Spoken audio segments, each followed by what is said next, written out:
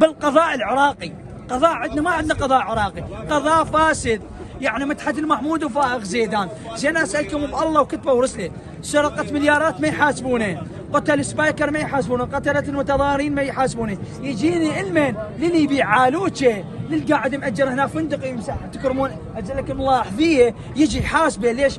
زين انت هذا شعبنا المصري بيعمل، البنغالي بيعمل، خيرنا لغيرنا، زين انت تتعاقد له ويا مصر وتتعاقد له ويا الاردن بالنفط وتطير، واحنا اهل النفط، احنا اهل النفط ما شبعانين بطوننا حسافه والف يا حي.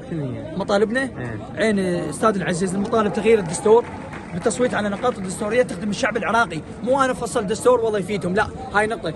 اثنين، تسنيم قتله المتظاهرين وان طالت المده. هناك محاكم جنائيه دوليه اذا لم يكن قضاء عراقي منصفا على الشعب العراقي. الثلاثه، اعاده النظر بالدستور محاسبه سراق المال العام، ويجب على النزاهه ان تاخذ الامور بجديه وبشفافيه. هناك في دوائر الدوله فساد مالي جدا عالي. وشكرا لكم. هذا محمد الشاعر السوداني، طبعا انت والقبلك تحياتي لك. تحت اقدامنا، تحت اقدامنا، تحت اقدامنا. حزب الشيوعي طلع على صف تحت اقدامنا. تحياتي لك. ليش شخص انت وتعاقدت ويا عادل عبد المهدي؟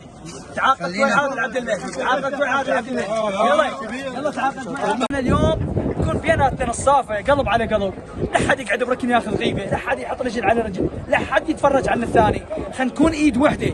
مو والله يجينا بالقوات الامنيه ضابطه ولا غير ضابطه وعقيده، وعنها ما شاء الله اليوم هسه صاحب التحرير متروسه، اليوم متروسه كلها مصادر واستخبارات وامن وطني. ابويا انتم علي من جايين؟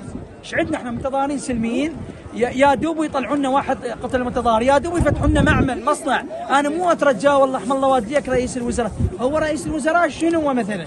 هو اليوم انا فصلت قميص، اجيب القميص طويل له على فيد، هذا هو جابه في ايد انفصل تفصال. انا ما اعرف اليوم الشيب اليد بدون شف ما تعينها، ما تعين راعيها. تظاهراتكم اليوم على اي مطلب راح؟ احنا اليوم متظاهراتنا اليوم احنا استاذ العزيز، هي هذا الشعب العراقي انتخبهم، انسحبت الكتل الاكبر، اجوا ذول البدلاء مالتهم، وافقت لهم وشكرتهم الامم المتحده.